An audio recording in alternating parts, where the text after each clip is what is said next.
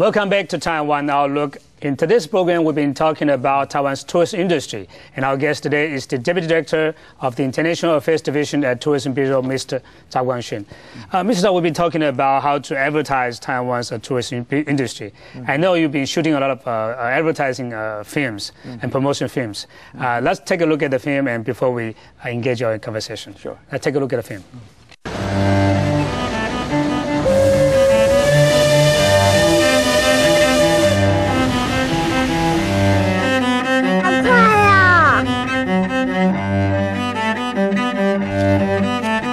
Welcome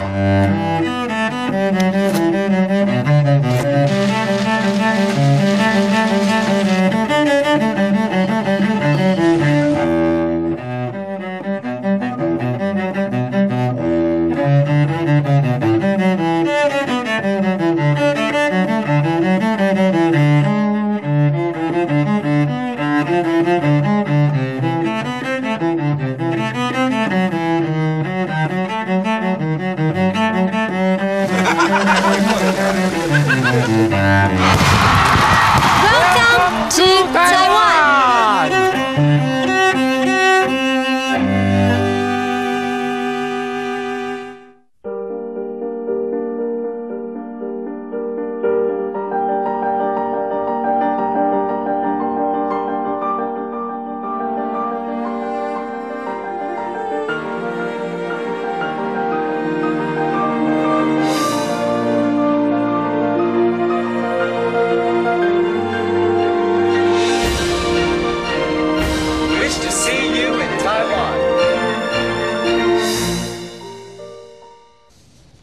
So these are two promotion films produced by the Tourism Bureau. So what are the key messages you want to deliver to the viewers? Oh, okay.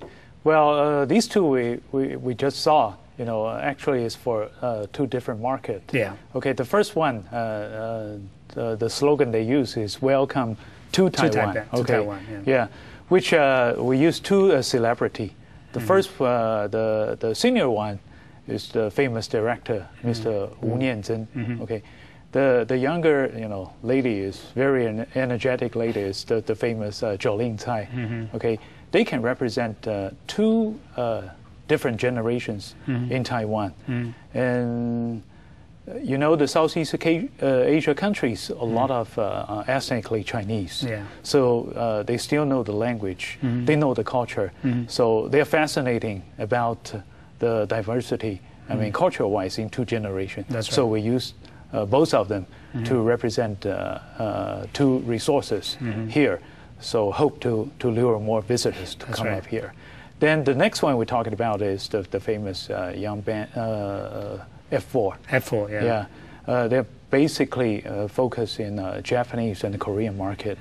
They represent the popular trend and can lure a lot of young generation in that area.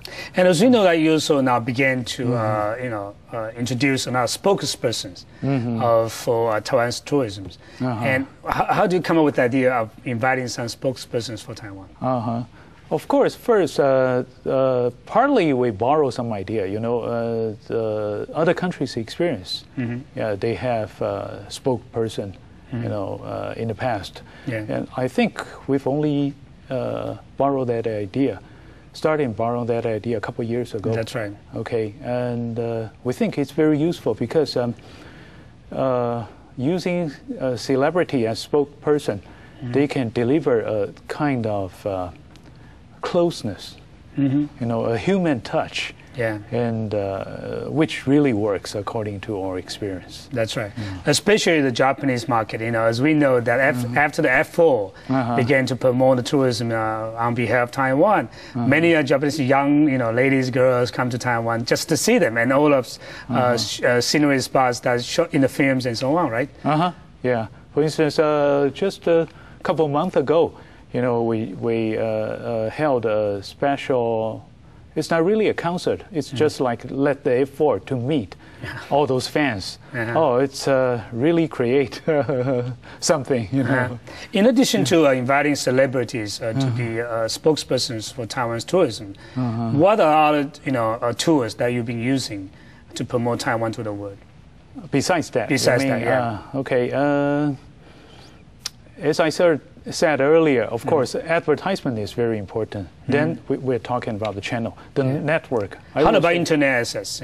Oh, we use a lot. That's right.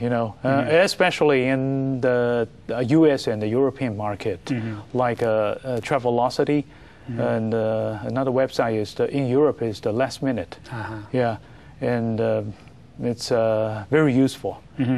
As far as I know, some Japanese people, when they come to Taiwan, they come to some places that local people don't even know, and they use the blog, especially when they come to Taiwan, they have some personal feelings about certain places. They wrote it on the blog, and visitors come visit the blog and know the place. Are you also thinking about that kind of approach to design blogs and to show people about Taiwan through these kind of new techniques? We just started to do that. Yeah. And also, I think the human touch, as you mentioned, is very important. So as far as I use the new slogan, Taiwan touch your heart and so on. How do you come up with that kind of slogan? Wow, you got me. I really have no idea at this point, but because it was a very back successful then, one, right? When we started to use that, I was posted abroad. I was serving in our Singapore office, and I think it's a group brainstorm, and it really correctly conveyed the feeling about Taiwan, and because one feedback from most tourists from overseas, they would say this is a friendly place, so which really corresponding to Taiwan touches your heart. That's right. And as we know that there are also other countries now competing for that kind of tourist industry. Countries like Malaysia, Thailand, and South Korea, and so on. What do you think are the most important niches that Taiwan enjoy in attracting visitors from other countries? Okay. Aside from our unique location and the climate and the topography, I would say the cultural heritage is really interesting. Anybody who knows a little bit about the history of Taiwan, it's really a mix of a lot of things. And I would say it serves as a unique attraction.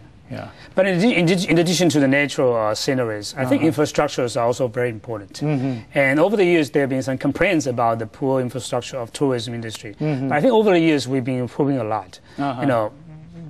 What's the basic infrastructure now in Taiwan in terms of tourism industry? What are the major improvements that we've been doing over the years? Transportation, for instance, is a very good example. We have the traditional, railroad system. Then 2 years ago, we have Asia's first high-speed railway. We earned a huge applause from our travelers from overseas. And what else? For the offshore island, I think the air link is quite convenient. And not to mention, we also have Taiwan Tour Bus, which started a couple of years ago, can take you to various different, attractions. You mentioned the high-speed rail. Does that affect people's, tourism, habits and so on in Taiwan, especially for the foreigners? Do they change the way that they do touring in Taiwan? Yes, they do. They shorten the distance. So even though they don't have much time stay in Taiwan, but they can still go very far. And as we know that the eastern part of Taiwan has been a very famous spot especially for Japanese. But the transportation-wise, it's not that convenient. So I know you've been also providing some charter service to many foreigners. Is that very useful and effective in attracting more visitors? That's right. We also get very nice, reaction, especially for the Japanese market. A lot of charter plane flew to Hualien, for the past year. And I think we can expect more welcoming, in the future. That's right. In addition to the main island of Taiwan, there are also many nice scenery spots in offshore islands, as you mentioned, Pedegestros or the Kinmen and Madrid and so on. Are you also promoting those places to foreigners? Yes, we also do. Because that's also one of our unique assets. I mean, in tourism resources. And Kinmen, of course, it's also Southern Fukien, influence very strong. But Mazu is totally different. It's Eastern Fujian or Northern Fujian, and even the dialect is somewhat different. The food is somewhat different. Yeah, that's right. And very interesting. We also have in our eastern part, we also have our Green Island and the Orkney Island. They have Aboriginal tribes still live there, and Green Island is one of the famous diving spots in the world. Yeah. But facing this kind of a competition from other countries, what do you think are the future challenges for Taiwan's tourism industry? First, of course, I have to say we have full confidence, and we are unique.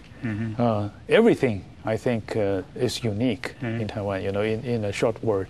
And how about the cost of living? There are some foreigners complain that the cost of traveling in Taiwan is getting higher and higher. Does that deter some visitors from other countries? Of course, it does. For instance, for European travelers, if they stay in Hong Kong, Malaysia, they spend far less than spending in Taiwan. But again, what you can see in Taiwan is different from what you can see in Bangkok or Kuala Lumpur. After all, they are a tropical country. That's right. We are mixed. And as we know that Taiwan is an island country, but there are also very many high mountains and so on. So these are the main things that we want to sell to the visitors from other countries? Not in the past, but well in the future. Again, give you another example. Last year we start to sell those special, not really hiking tour, even I can say mountain climbing tour. But that is suitable for a special group of people.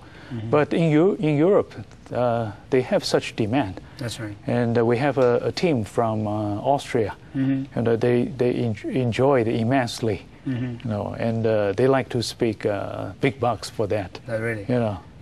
But in terms of distance, Europe is quite far away from Taiwan, so the cost of time, the cost of expenses, and so on, would be much higher for those European visitors. But as you mentioned, that Americans are coming to Taiwan very frequently and so on. Are they coming here for business purpose in general, or also for tourism, just for fun?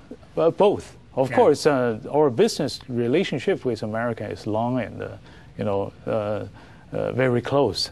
But nowadays, we have more and more just visiting Taiwan for tourism purposes. And also, you have been also promoting the domestic tourism for the local people as well. And which part is more important now for Taiwan's tourism industry in general? Foreign visitors or the local, tourists? I would say it's just like the two wings of a bird. Both are important. Because the domestic, we call domestic, the traveling, is basically concentrated in the holidays.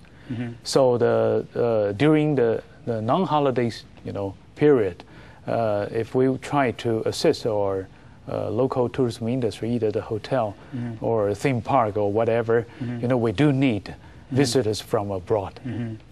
As far as I know, to improve Taiwan's tourism industry, your bureau also does all kinds of surveys for foreigners. So when we come back, we'll talk about their comments of Taiwan's tourist infrastructures and about their feelings of Taiwan, their experience in Taiwan. And stay with us. We'll be back after these messages.